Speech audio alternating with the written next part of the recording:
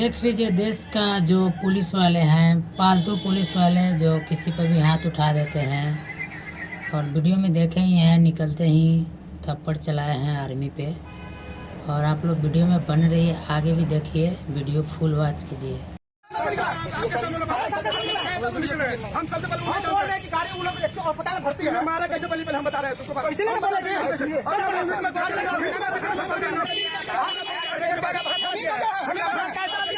ऐसे पुलिस वालों को तो सस्पेंड कर देना चाहिए।